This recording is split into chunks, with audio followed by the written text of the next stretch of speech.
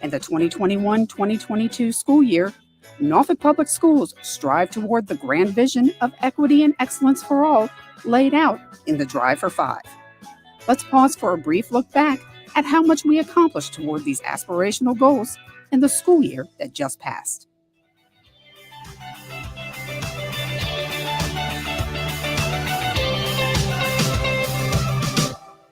Norfolk Public Schools students of all ages who were interested in art and music had a new option available to them over summer vacation, the Summer Arts Academy. This free 4-week program enabled students to choose 4 arts-intensive classes to focus on daily, thus exposing them to a wide variety of different art forms, including visual arts, strings, chorus, dance, and theater. Despite not having full buildings for nearly a year and a half, things at many of our schools went well on the first day. At Lake Taylor School, which is now a K-8 facility, part of the excitement involved change. From improved ways to keep everyone safe during meals in the cafeteria, to students in new uniforms based on grade level, almost everything was a little bit different. 6th grader Cameron White is not your average middle school student. In addition to being part of the Young Scholars Program at Rosemont, she is also a published author. Her first book, Coconut Saves the Day, The COVID Monster, is about a little girl and the COVID-19 pandemic. Despite losing her own grandfather to COVID, this young author, artist, and entrepreneur continues to share her encouraging message with others. I wanted to give people hope and inspire people to dream big and never give up on your dreams. Booker T. Washington High School's Academy of Visual and Performing Arts now houses a brand new Mac lab for their digital media program. The lab consists of 20 workstations and the newest versions of Adobe software. Oh, they're excited. I mean, I hear gasps of, oh, cool, like throughout class. And I think the students are definitely really impressed with the opportunities they get now to create this high level of artwork. I think having these tools available to them offer them lots of transferable skills that they can take into any kind of workplace. Enthusiastic students in grades 3 through 7 participated in the 18th Annual District Science Fair on the campus of Old Dominion University. Judges spoke individually with students in 3rd through 5th grades about their projects, while 6th and 7th graders gave formal presentations to several judges at once on a wide variety of topics. It's about canister bottle rockets and pressure building up with Alka-Seltzer tablets. I like doing science fairs because I get to do experiments and stuff. They're a lot of fun.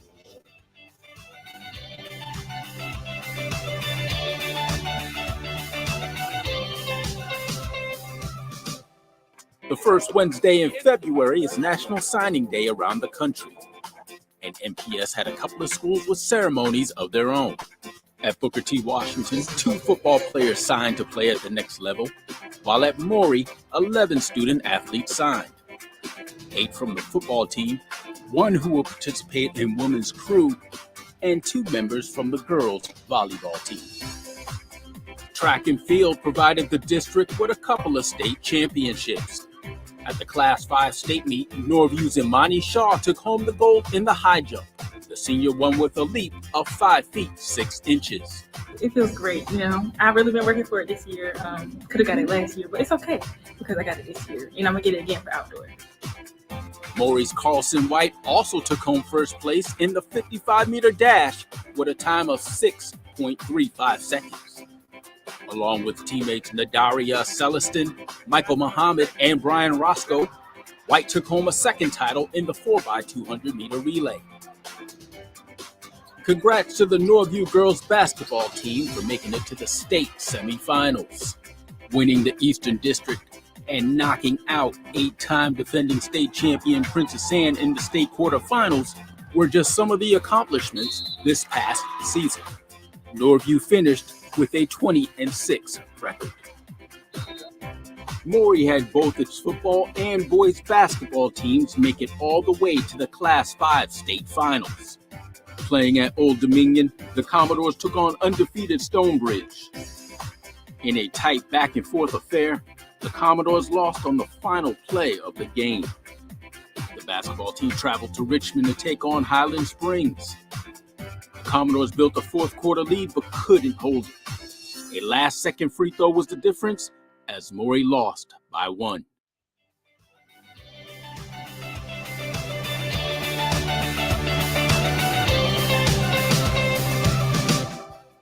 After a year off from being in person, 425 students in grades kindergarten through 4 returned to Camp Einstein at Crossroads School.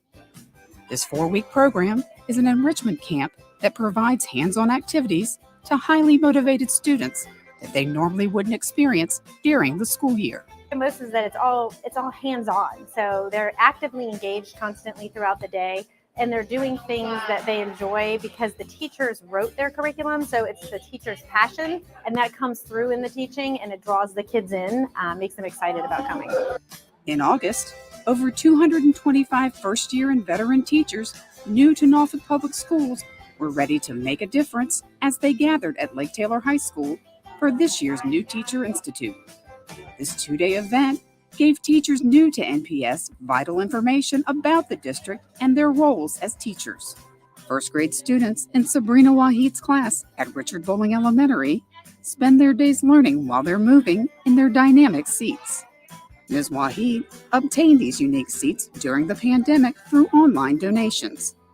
During the day, her students enjoy using pedal desks, ball chairs, wobble stools, and other dynamic seating, which enables them to move around and focus on their classwork.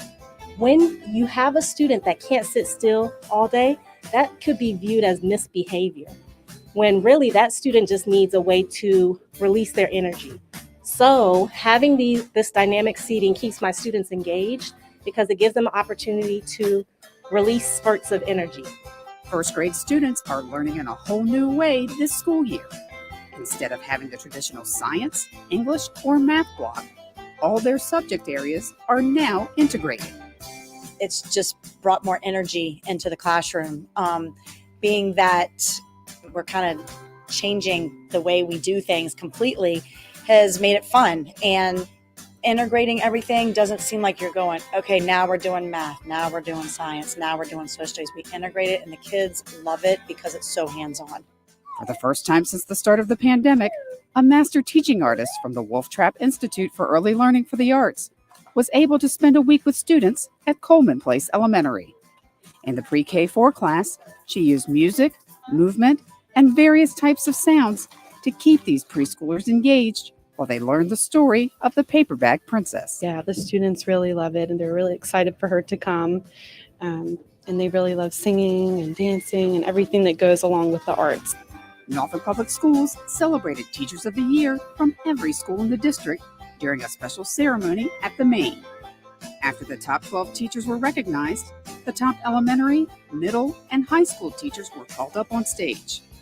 Superintendent Dr. Sharon Birdsong created suspense by reading from the winner's nomination form before revealing Subhadra Desiraju from Norview High School to be the 2022 Citywide Teacher of the Year.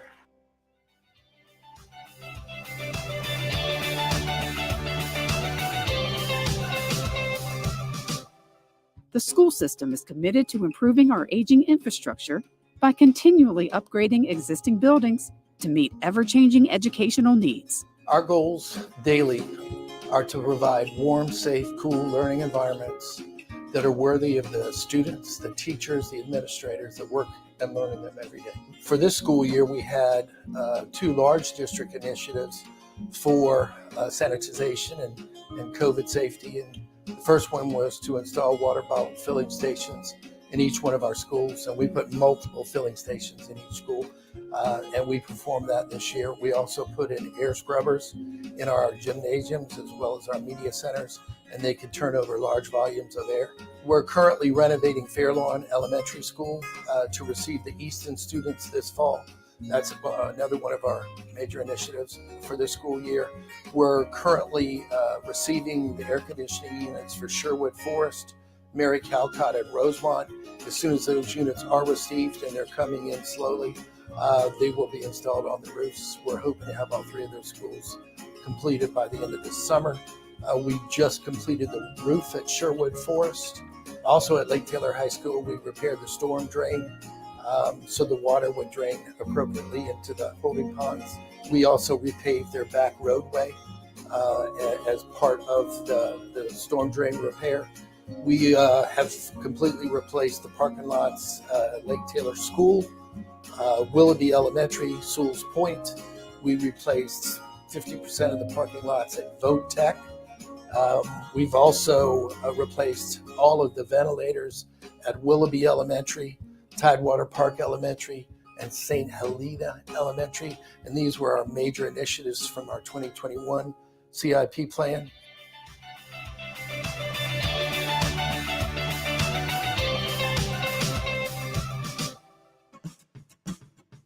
Career and Technical Education Department partnered with the Aviation Institute of Maintenance to give our middle school students the opportunity to attend the Fly Norfolk Camp. This unique program enabled students to learn about all aspects of the aviation industry on site from the Institute's instructors through a variety of hands-on activities and guest speakers. Just to give them an opportunity to see a whole nother career path for them, because options are always a good thing. This gives students from the Norfolk Public School System an opportunity to be in a safe place, learn, and also have a lot of fun. Over 300 middle school students at 4 different school sites took part in this year's Big Feed Meet. Norfolk Public Schools partnered with Special Olympics for this unique event that enables students with special needs to participate in a variety of physical activities. Volunteers from Old Dominion University assisted students with each activity, while their peer buddies that they'd been paired up with cheered them on to victory. NPS juniors and seniors got an exclusive look into the historically Black college and university experience at the MEAC College Fair at Chrysler Hall. 8 colleges and universities from the Mideastern Athletic Conference, as well as representatives from various Greek letter organizations, were on hand to inform students about opportunities upon graduation. Students learned about different majors the schools had to offer, campus life, and could even receive on-site admission. During spring break, school nutrition welcomed parents and students to Crossroads School, where they debuted their brand new food truck. The truck, which was made possible through a grant by No Kid Hungry, has a fully working kitchen and served made-to-order chicken wings for its opening. Over 200 free meals were handed out to children ages 18 and under, and there were also giveaways along with a mobile produce stand on site. Granby High School held an official opening for their College and Career Center in December. Visitors from colleges, the military, and the Norfolk Sheriff's Office were on hand to celebrate the occasion and to speak with students about their futures. So I just got an on-site decision for the University of Mary Washington, and I got accepted and offered a merit-based scholarship, so that was good news. Coming here and just being surrounded with people that were all willing to help you all the time, it made it 10 times easier.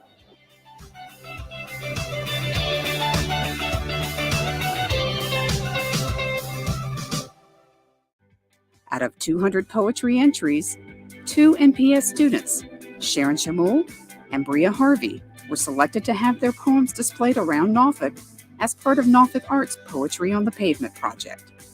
This project celebrates and acknowledges local poets in the city of Norfolk. Norfolk Public Schools is currently providing free one-to-one online tutoring and homework help through FEV Tutor. Students in grades 3 through 12 can receive tutoring in math, science, social studies, and English language arts. Norfolk Public Schools is working with Vector Solutions to make reporting bullying, safety concerns, and even kudos easy through an online app. Students, parents, and staff members can now anonymously send tips through a free phone app that's available through the Apple Store or Google Play. Maury High School orchestra students kicked off Music in Our Schools Month by welcoming singer-songwriter and instrumentalist Kishi Bashi to their school.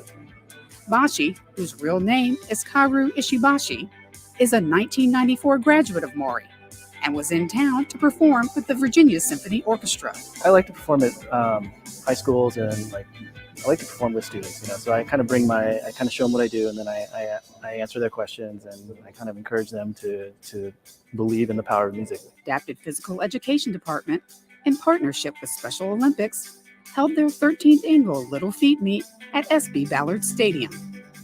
Over 450 elementary students with exceptional needs competed in various field day style events. Just being able to learn through sport and physical activity is important as well. And because they, it's fun for them, but they are learning as well. They're learning to teamwork. They're learning to get along. They're moving their bodies. They're learning about health and fitness. Well, I think the kids love it because they get to interact with other kids and their loved ones. The parents come out here, and their grandparents like me get to come out here and sharing some of the experiences they're having right now, interacting with the other students. Norfolk Public Schools has done a phenomenal job, especially with these kids, with special needs kids. And I've often come into my grandson's school, and it's always been a positive experience for me. Thanks for joining us. We're already looking ahead to next school year, when we will be continuing the drive toward equity and excellence for all.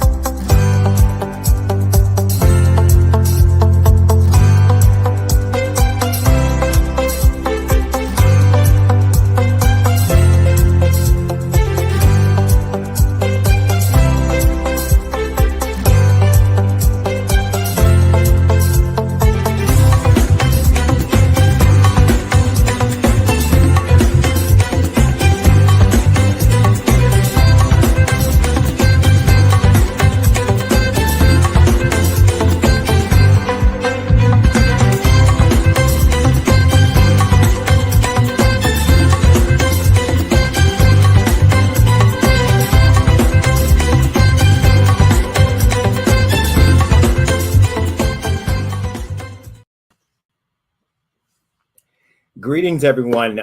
So glad for those who are joining me live, as well as those who may be watching this in a replay.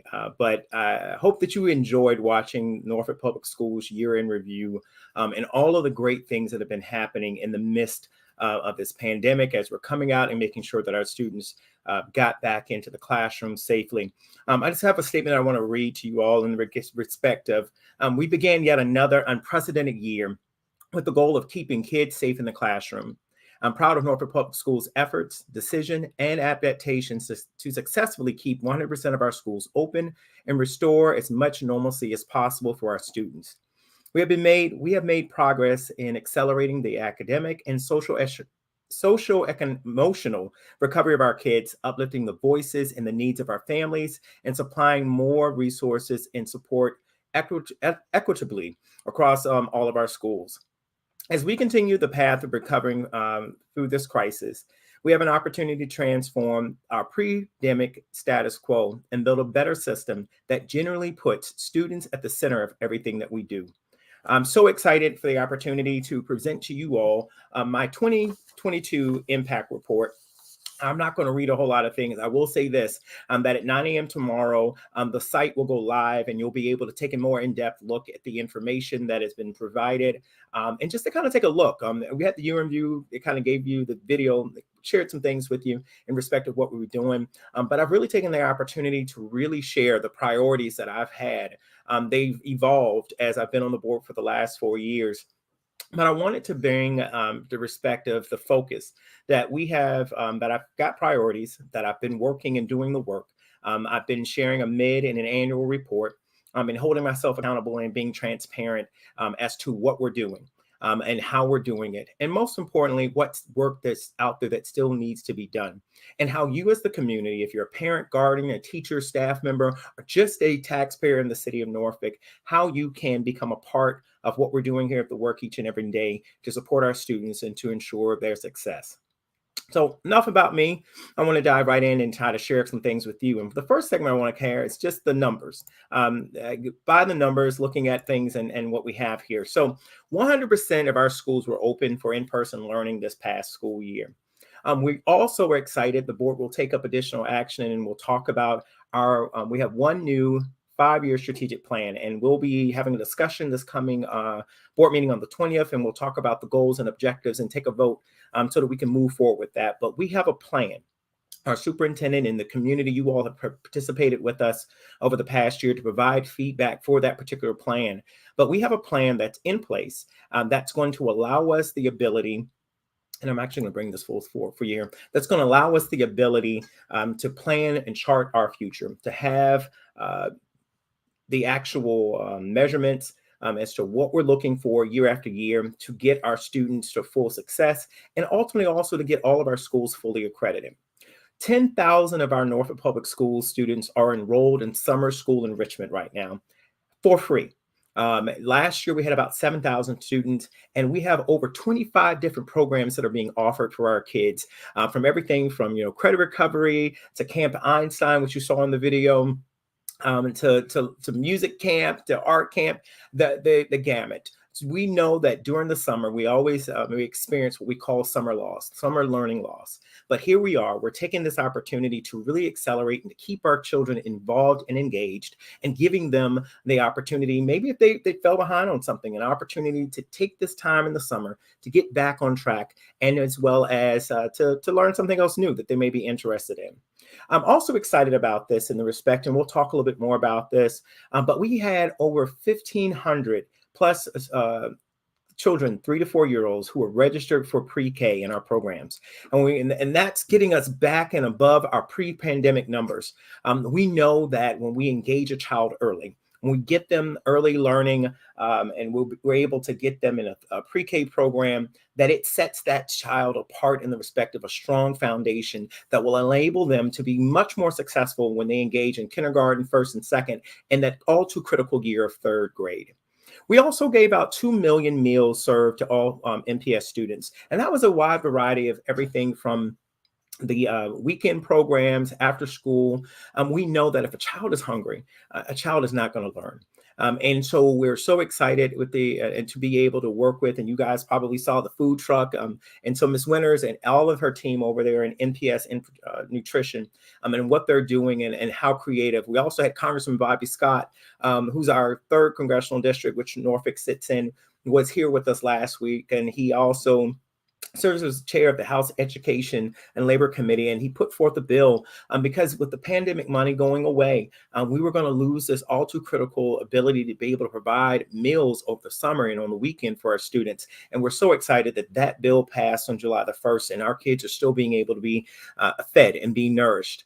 We'll also, as you know, June comes around and we had a great time with the graduations, all 5 of our high schools. And we're happy to announce that our graduating class of 2022 averaged $62 million in scholarships. And so we're so proud of them and the work that when they came through this pandemic, they were able to get back in this last year in person.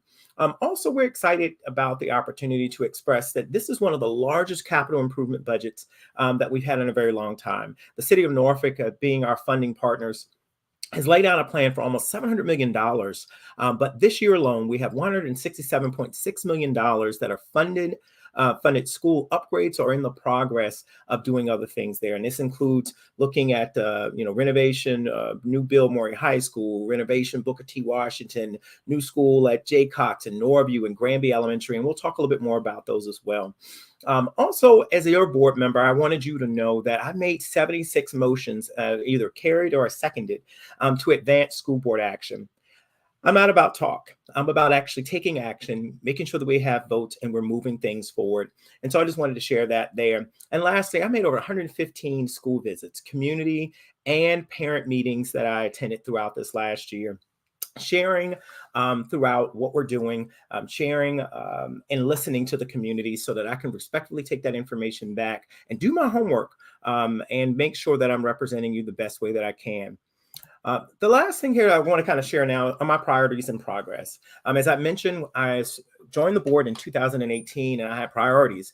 And these priorities have kind of moved and morphed in some respect. Some have become higher, some have kind of been condensed into some other areas. But as we dealt with the pandemic, which none of us expected to do, kind of shared some things there. So my first one was to prioritize teacher, staff, recruitment, training, and retention.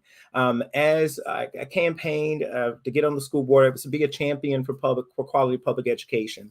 As I've been on this board for the last 4 years, it has really been focused on being student-centered in everything that I do, the focus, the work, and be teacher inspired. Those who are in the classrooms, those who have inspired me as a product of Norfolk Public Schools as well. The second thing was to ensure the district is transparent and accountable. As we're doing the work, you all have come, you shared, and making sure that we're taking the voice of the community into all the actions and the things that we're doing. The third item was addressing learning loss and accelerating academic progress for student success. And there's a whole host of things that we're doing to ensure that we're making everything that we possibly can with the resources that we have, both in the classroom and outside with tutoring and mentoring, and how the community is coming together to support our students, which leads into our supporting the student well-being, mental health, and socio-emotional learning. This pandemic has taken a great toll on a lot of our families, our households, and most importantly, on our greatest asset, on our students. And we see that. And so you'll see that where we have made economic investments through the budget process to ensure that we're putting the necessary resources in place to support our students and our staff. Investing in the modernized, safe, and innovative learning environments. And you all probably saw a segment there in the video that talked about all the things that we've got going on around Norfolk Public Schools in respect to the average age of our school building is about 50 years old.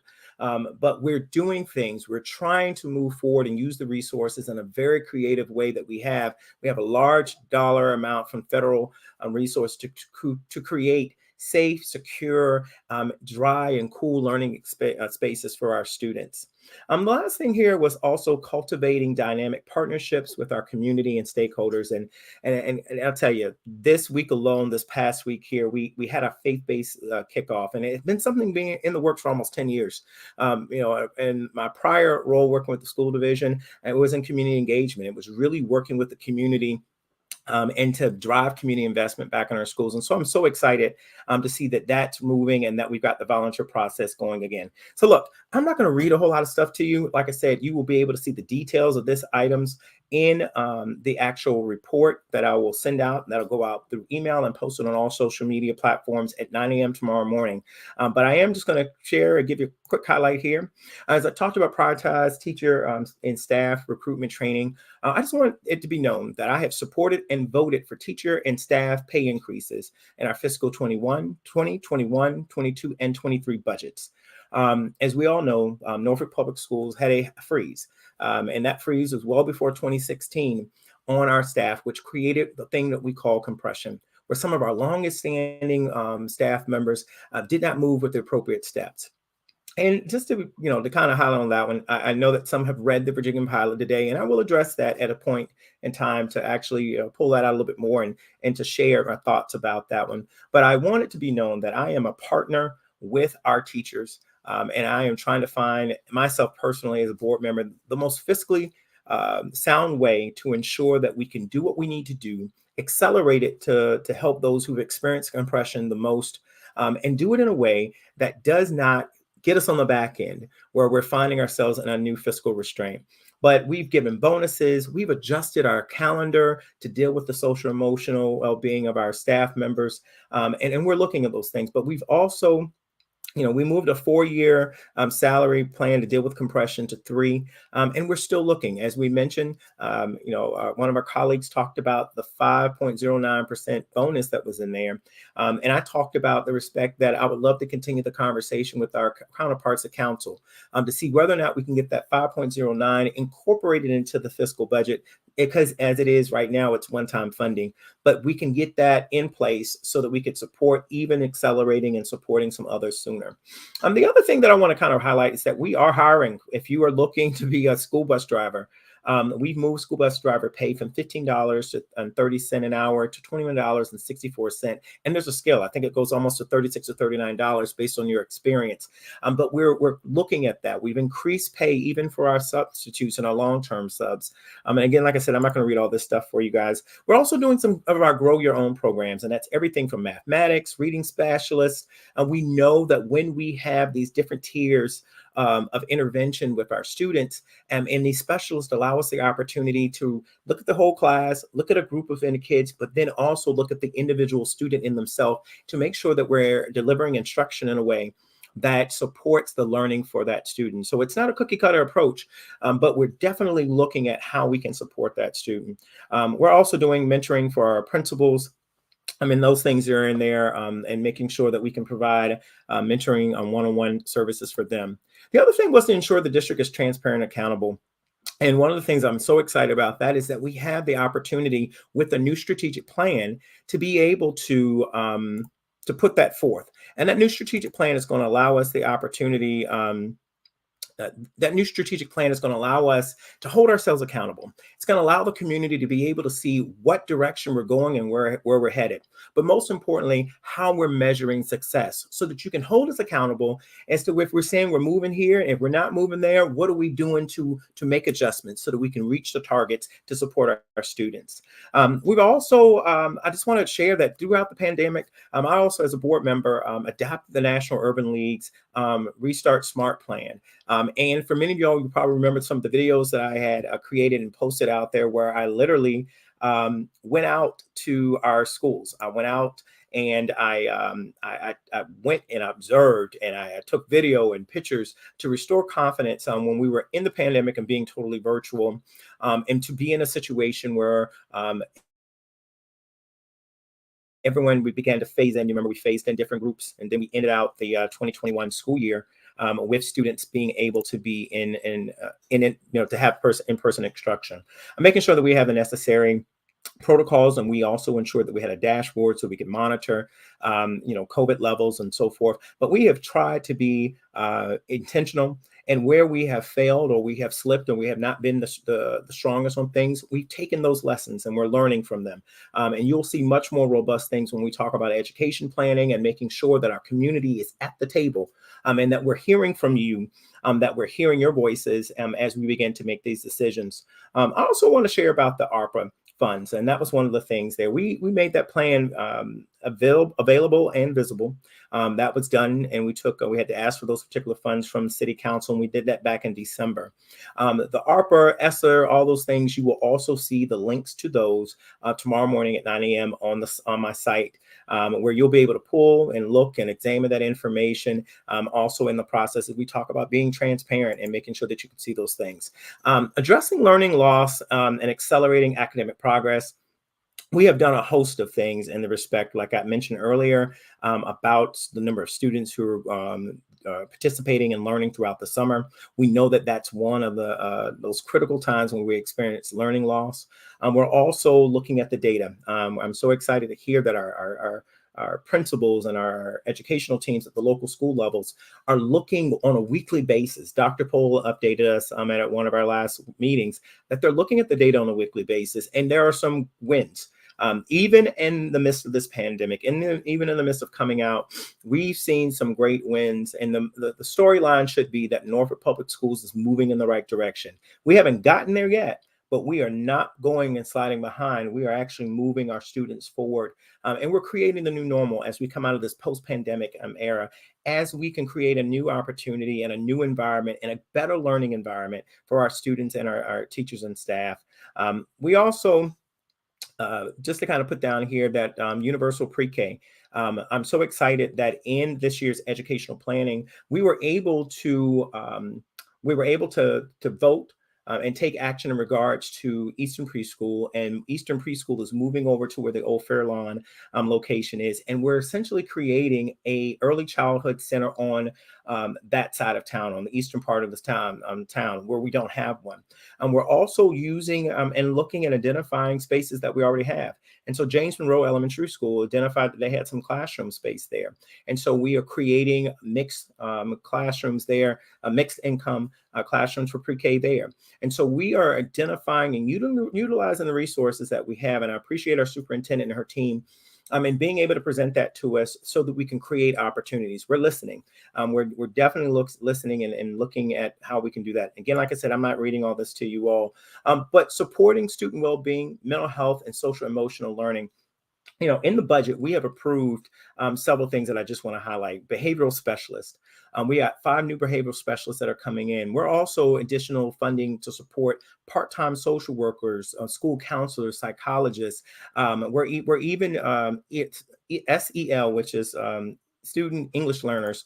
We have a lot of students who are not who aren't from here. We have students who are from other countries, and English is not their native language. And so we've had to put in some additional resources, identify new teachers so that we can be inclusive. And you'll see that even on our website now. Our website, you can translate into many different languages.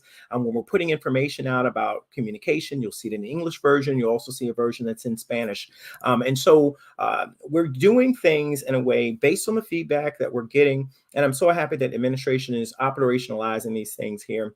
But we have an administrator. And this is how serious that we're taking the social work component. I work in human services now, and so I understand what we call the total family concept. If there is anyone who's experiencing a hardship inside that family unit in that home, I can guarantee you that there are others that are experiencing that in the residual effects. And so we know that when we experience and we have students who are homeless or they're experiencing, they don't have the security of knowing that this is where home is, or their hunger insecurities. Our social workers are able to address those things and be able to get supports to students so that they can show up on time and be there to be able to learn. And so I'm very happy to be able to support that in the budget this year and to ensure that we've got funding there. PBIS is also a program that really talks about good character. When you come to school, it's not just the arithmetic that you're learning or the math, the science, the English, but it's also good character. It's about interacting with individuals and gaining good, strong social skills so that you can go into the workforce and go out into the community as a whole. We're also supporting special education. As you all know, for those who've been around here, my oldest nephew it was a student who went through our programming. And I'm so fortunate he's now working at Centera. But he did not, and nor did our teachers and the staff that work with him, allow his instability and his stability, what he had, to be a hindrance to what he was trying to do. And so we're doing that for other kids. And we even have an entire camp for our kids, with our students with disabilities this summer. So we're so excited about that one. The other thing is, many of you all have looked about the St. Paul's Quadrant. And though I represent Ward 3, I support all of our students. And so we're doing the same thing. Funding has been placed in the budget there to deal with the social emotional support of, as you know, there won't be any families left at the end of August in Tower Park. And so many of them have been relocated. They've been moved to different areas. And so from a public school side, we've also put some additional dollars in there to support that, to support purchasing curriculum, as well as looking at restorative justice practices. This has been a conversation that many of my colleagues, we may not agree on some other things here, but this is one of those, not being punitive. The best place for a child, in our opinion, and I know in my opinion, is in the classroom learning. And so when we talk about, and I take it very serious when I talk about suspending or expulsion to a student, because in many cases that child is losing out. And then this is when we get into the situation of overage for grade, because now the student is falling further and further behind. How can we reach them? In many cases, there are a lot of other things that are going on that's not just surface level about the academics. There are things that are going on at home or in the community. And so being able to not be punitive, but being able to restore and give some programming, alternative education to support and get mentoring and all these other different things that are in there. I believe every child can learn. I believe every child has promise and opportunity. And though I work each and every day because I love kids and I want to ensure, and they don't know who I am, but I want them to know that there's someone who's advocating for them, who's been advocating for them for the past 4 years, and in this particular roles, and 9 years prior working for this division, and driving community investment back in our public schools. And so I'm really excited about continuing this work and the new strategic plan that's coming there. But we are working to ensure that we minimize any barriers that can inhibit a child's ability to learn. And we talked about the respect that when the pandemic hit, many of us knew we went home for spring break. There was the governor got out there and said we were going to be shut down for 2 weeks. And then Governor Northam came back, and Governor Northam said that we were going to be doing no more in-person instruction for the remainder of the year, and that we would be virtual. That moment alone, created some sense of panic. But what it also did is it pulled back what was something very telling in the respect of those who had and those who didn't have. And I'm not just talking necessarily the physical all the time, but also access. Many of our students didn't have access to a device. Some of us take it for granted that we can pull up our tablet, or we've got a phone, but many of our students don't have access to that. And even though the most common thing in the respect of access to internet, high quality internet, where you've got a stable connection that you can be able to do the things that you need to. And more of our education is moving to a virtual format where they can be able to do things. So being able to research a paper or anything, that was very telling. Because we had students who did have access and students who didn't. And so I commend our administration, our superintendent, who really jumped in.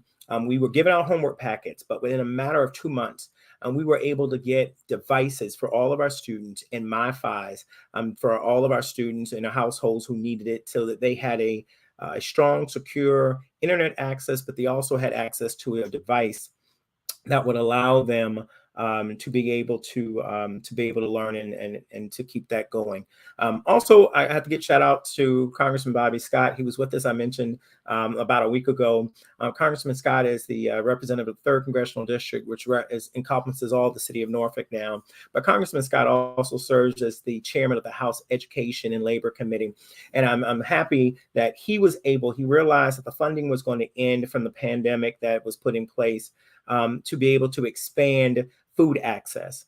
Hunger insecurity is a real thing. And when children and families are hungry, I can guarantee you that children are not learning. And when they're hungry and they're coming to school, or they're leaving and going home for the weekend. And I think partners like the food bank, I've been every month practically, I go with my fraternity brothers and we go to the food bank, and we're either dealing with seniors and making packets for them, or we're filling backpacks so that no child can go hungry on the weekend. And they've got these nice little red backpacks, and they've got food. But I'm happy that Congressman Scott was able to get and put forth his bill, which got passed, and that was Keep the Kids Fed Act. And that was to direct funding and direct access for our students. And so I appreciate that work there. Early learning, as we've increased our classes there. Also CTE. One of the things that you've heard me talk about has been about career academies. We have specialty programs that are here, but I am really pushing it as we're going through with this strategic plan to change the way that we do education in the respect of meeting kids where they are, reigniting a level of interest and excitement in all students that allows them an opportunity to be able to make that connection. So if a child says that they want to do criminal justice, well, why can't we get the science, the English, the social study, the math teacher to work with that student so that they can create lesson plans that are relevant to them? In other words, don't make it so that a kid just has to walk into a classroom because they got to do algebra or something else, but make it relevant for them in a respect that they can see the end goal in mind. This is a different generation, and this generation is demanding the opportunity to be able to make those decisions, but also to be a part of that process. And so how we change and how we do instruction has to change. We can't be doing it the same way that we've done in the last 80 years. And I'm happy to say that our superintendent, our team, I've had some meetings with our technical center, and they are creating, Virginia has career pathways, but they're utilizing that in a way. And we'll talk a little bit more as to even how, like at Booker T. Washington, how we're doing a feasibility study right now to be able to look at how we approach and what type of career opportunities and learning opportunities students can have. So the other thing is investing in modernized, safe, and innovative learning environments. This is no secret. The average age of most of our school buildings in Norfolk is about 50 years old. And so being intentional, being able to maintain and we're trying to address the oldest buildings first. And we're trying to patch and do things that we need to maintain the longevity of the other buildings. But when you think about it in the respect of almost 50 buildings that are there, and even if you just did one building every year, that'd be almost 50 years before that almost be 5 different cohorts of students who would have come through Norfolk Public Schools. And I'm talking about through kindergarten, pre-K, all the way through being 18. And so we're consistently trying to find new and innovative ways to elevate some of the priorities that we need, be creative, to do some patchwork on some things there, and to get us into a cycle that we can support. But district-wide, and if you saw it in the video, out of there's some golden things that have come out of this pandemic. And that is, now we have filling stations. We don't have the old just water fountain that you're sitting there, but we got filling stations in all of our schools.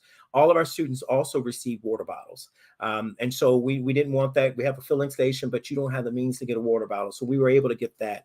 We've also got air purifiers that have been placed in the space there. We have PPE signs around there, air purification misters. And also we did a lot of ventilation system upgrades across the division. And we'll kind of talk about how those things are being done and what the work is being done with that as well.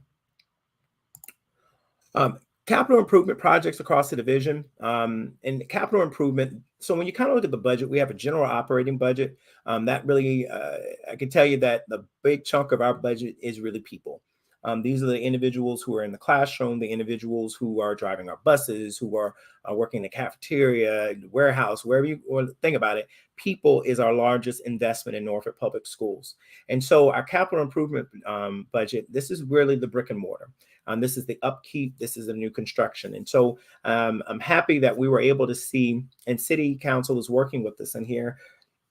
We were presented a 5-year plan, but now we have a 10-year CIP plan, and that includes they renovated or building a new Moria High School. And actually, as a division, we'll get a report on that in August. On August 3rd, we'll get a report on that one. The other thing is a renovation of Booker T. Washington High School. And I'll talk a little bit more in depth about the feasibility study there, because you don't just build or you don't just renovate. You've got to for the sake of doing it. You do that based around the academic program that you're putting inside the building. And so we're going through that process now, and I'll talk a little bit more about that. But we have identified a new J. Cox Elementary School, a new Norview Elementary School, and then a new Granby Elementary School. And also one of the things that Ben's directive is SOE, Department of Education memo that was sent to us.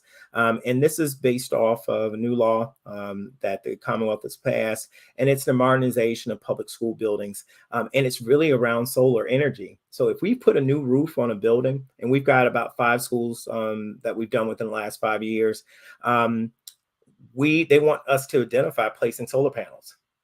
So for those who are looking for green energy, and we're Norfolk Public Schools is moving in that direction. And so we'll be having solar panels on our buildings, which will allow us the ability to capture more energy than we're actually consuming and get us to a net zero. And so that's just another little caveat I want to put out there.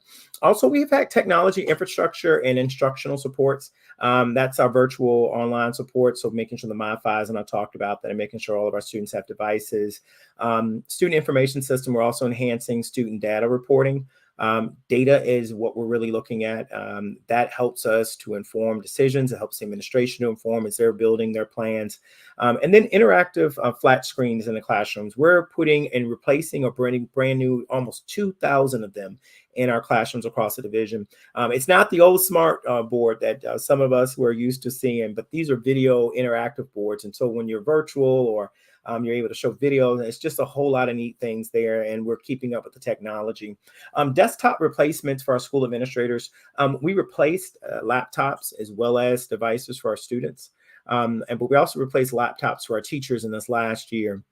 Now we're moving into the next phase of replacing desktops for school administrators at their various locations to ensure that they've got a working device as well. So the next thing I want to talk about is Booker T. Washington High School. So Booker T. Washington High School, I'm going to highlight a couple buildings that are in Ward 3 schools. And so Booker T. Washington was able to get their bleachers replaced.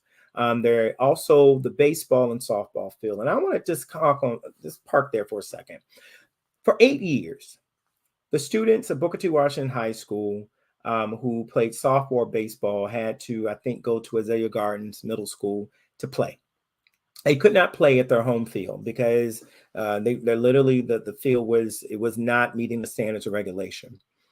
I commend, when asked, our superintendent, I commend the Booker T. Washington Foundation and others for coming together and for us to be able to identify the funding so our students could play on their home field. But 8 years went by. I've only been on this board 4, but I am happy to be able to work with our superintendent and to work with others to make things happen for our kids. And so in that, we're also looking at a window replacement that will take place at Booker T. And as well as they have been, the contractors have been in there for upgrades for electrical systems for Booker T. Washington as a whole.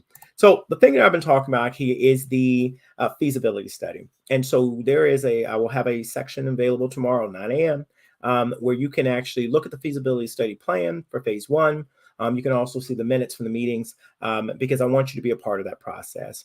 But we have successfully secured budget authorization. And I did that in my first year. The pandemic kind of held things back a little bit, but we're moving forward.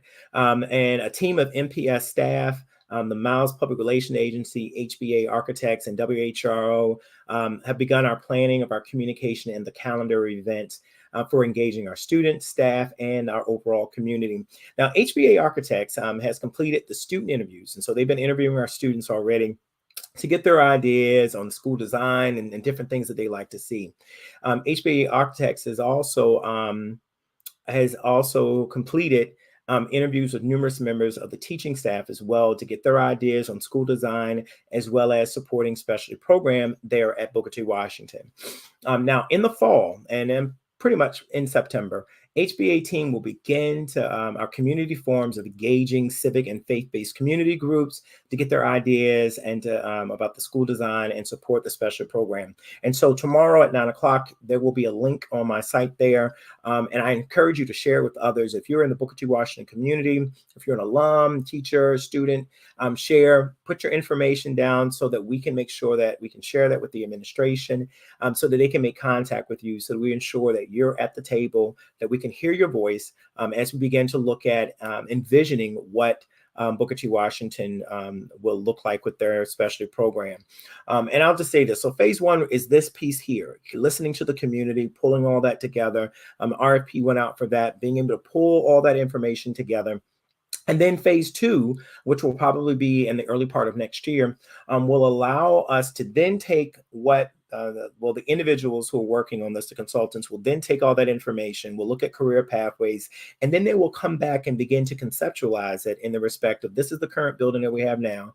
And if you're going to offer these particular different academic programs, these are the type of classrooms that you need. And then that's when they start to give you some renderings as to the different labs and the different classrooms that you need to have. And that's where those renovation dollars would come in to be able to retrofit Booker T. Washington High School in a way that will be able to offer world-class classrooms that will support the academic programs. And so really excited about that and continue to see that process going. I'd just like to point out that when I got on the board, and I have to give a shout out to Ms. Yvonne P. Wagner, who is my predecessor in this particular role and who has supported me here. She reminded me in the respect to not forget about Booker T. Washington. And so I have not forgotten about Booker T. It has been one of the things that has been at the forefront of my mind as I continue to move things through, getting the necessary resources in place, making sure that you can see the visible plan. There are so many of you all who love Booker T. I love Booker T. Washington High School, and it's one of two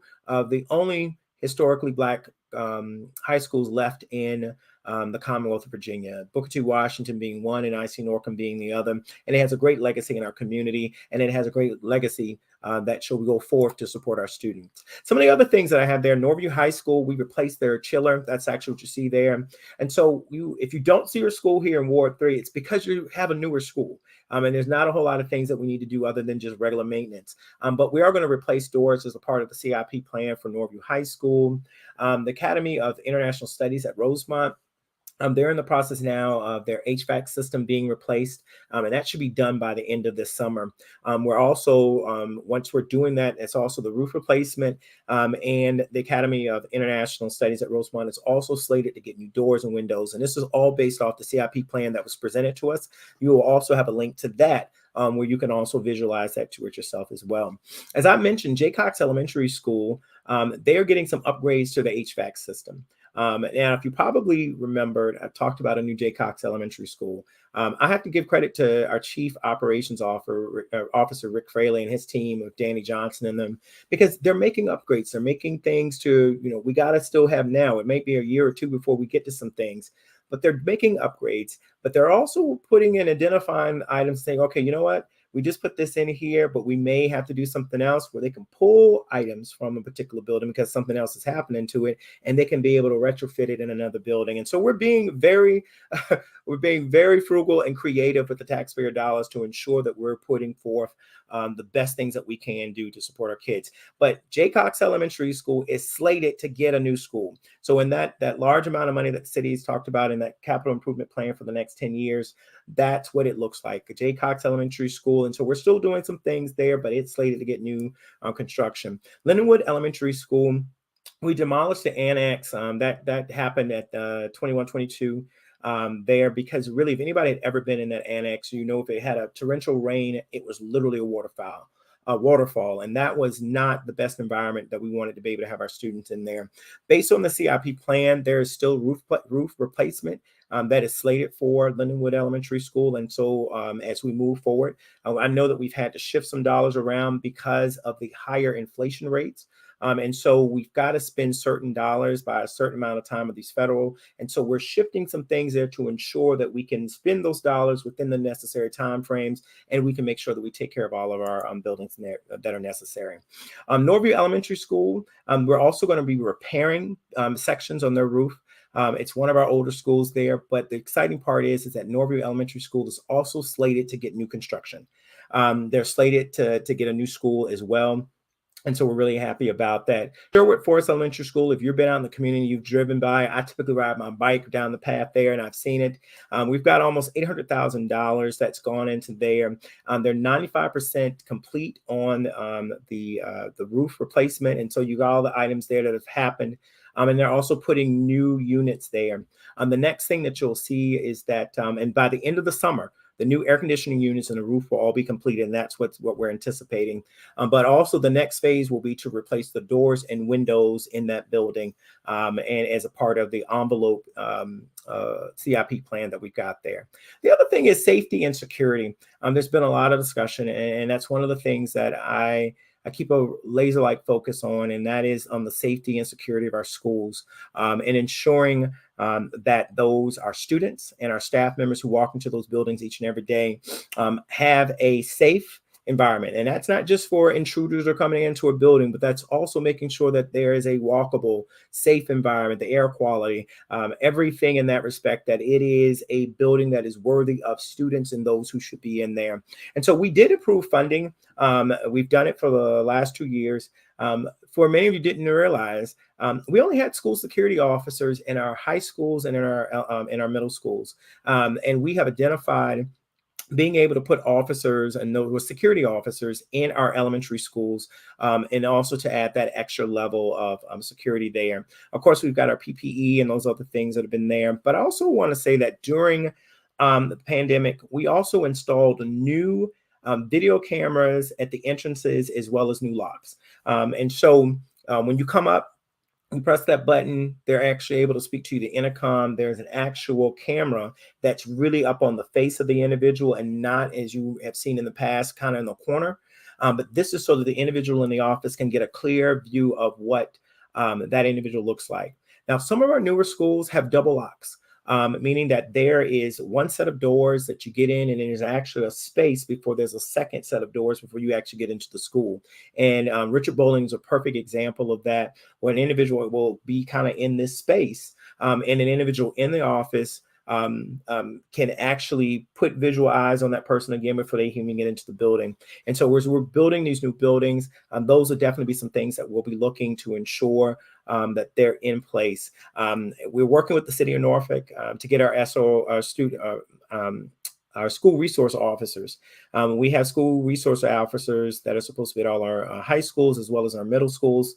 And with almost 240 officers short, it has been a strain. We definitely have had them in the high schools, but we need to have them in our middle schools. And so I know we're continuing to work with their Chief Goldsmith and working with the city manager to ensure that we have them when we come back. The other thing is cultivate dynamic partnerships with our community stakeholders. As you all know, community engagement was something I did for a long time, almost 9 years with the division. And so when you look at the business community, our faith community, we're looking at just volunteers and our parents. This is an area where we, and I'm so excited that we were able to bring on a community engagement. So Miss Eunice Brown, she's with us now. And so she's working with us to help this. And so this year, actually this week, we kicked off our faith-based partnership. We had well over 100 plus individuals, and they were able to meet directly with the school administrators, the principals, and those individuals. Many of our schools are sitting in communities. And sometimes you have houses of worship and different faiths that are there. And the question is always out there, how do we support? How are we able to get into the schools and be there and be a loving, caring individual who can offer accountability to a child? And I want to thank all of those. I mean, there's so many different faith partners who've been with us for years, who've done things, and they don't do it to be in the limelight. They don't do it to be seen. But this was a great way for us to kick off and to say we're open for business. And that's for anybody. We're open for business in the respect of volunteers to be able to support our students. Norfolk Public Schools and our superintendent and all the teachers and our staff members are doing what they need to do each and every day. And it's a challenge in our classrooms to be able to support our students. But on the other side, we have so much of an army of workforce when we think about our community. Our faith base, our businesses, our colleges, our fraternities and sororities, individuals who want to get into the classroom and to be able to support students. Here's your opportunity. And I encourage you to go on our website to sign up, sign your group up. and to be able to be in place so that we can support our students. During the pandemic, just like you guys are watching me now on this live, I tried different ways to engage and to be a transparent and to be a resource to the community as a leader being here.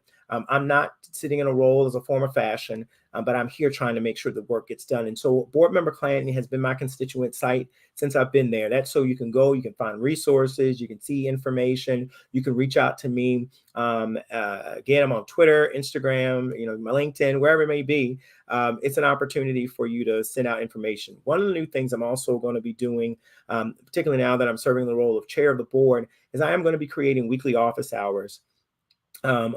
I listen to folks who come to public comment, but that's really 3 minutes of talking at me. And wherever anybody has left a phone number, I try to call people after meetings to have a conversation, send emails. But at the end of the day, I want you to know from me, I want to be able to help you. I want to be able to, if you've had a bad customer experience, wherever it may be, to be able to get you to the right individual within the administration to cut the red tape, to be able to support our teaching and learning and be able to support the community who wants to support us. And so I mentioned probably, I think it's about 100 and some odd different community meetings. Feel free to reach out to me if you want me to come to present, provide information. I'm more than welcome to do that. And so look, this is my impact report. As I mentioned to you all before, I will be sharing information with everybody at 9 a.m. tomorrow. You'll be able to go to my Board Member Clanton website. You'll be able to, in that website, you'll be able to see all those items there. They're all neatly compacted down there for you. There's links that you'll be able to go to and unpack information about the various items that I'm talking about. There's also a reference page. I'm not just putting things out there, but you can go and refer to them. Our board docs is where we keep a lot of our repository of information so that we can support you, so we can make sure that we're held accountable, and you can also read up on that. But look, if you don't have time and you just like, hey, I need to get some information or I need to support you, feel free to reach out to me. And so with that, I thank you all for spending a little bit of time with me today as we're talking about my 2021 impact report. In the next 2 weeks, I'll let you know that I will be sharing information about my priorities going forward for this coming school year. As we look at our strategic plan, as the board begins to have its deliberation and conversation around our goals and objectives, that will lay the coursework for where we're moving forward. And as your member representing Ward 3 and representing the entire school board in the role of chair, I am committed to ensuring that we support our superintendent, making sure the necessary resources are in place so that we can continue to move this plan forward and that we have a very strong sense of direction of where we're moving as a division. Thank you, Dr. Gabriel. I wouldn't say partner in crime, but really our partner in supporting our kids and each and every day. And I appreciate you, Dr. Gabriel, and in this venture that we're moving forward as chair and vice chair. And I'll just say this in some closing remarks to everyone. My objective as serving in this role as chair is to make the main thing the main thing. And that is ensuring that the teaching and learning that occurs in our classrooms each and every day is uninhibited, that we make sure that we have strong teachers that are there, that our teachers know that we care. I know that we're going through a tough time right now and dealing with some other things that are there, but just know that you do have a partner and that we are listening and we're trying to reach that goal, but we're not going to be distracted. And I commit to my community. I commit to those who have reached out to me that I intend to demonstrate and emulate the leadership that is required and necessary to ensure that we get the work that's done and that I work along with my colleagues, whether we agree or we disagree, but to always not be disagreeable. I am an individual, and I took that on my oath on that day when I came on the school board, and Judge Gerald Jones administered my oath to me. I'm not here for form or fashion, folks. We spend a lot of time, those of you really doing work, outside of my regular work, because I love kids. My niece and my nephews are still in Norfolk Public Schools, and I do the work that I do to support each and every child, whether they know me or not.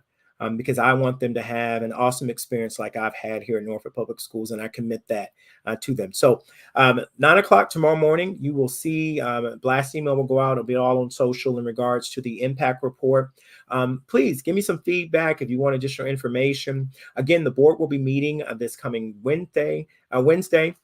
We start at 3 o'clock. We're going to have a discussion about the strategic plan, goals, and objectives, as well as a whole lot of different things that are there. But we're going to get doing the work, making the main thing. And I appreciate you and everyone there. And I hope you all enjoy the rest of your Sunday. Thanks, everybody. Bye-bye.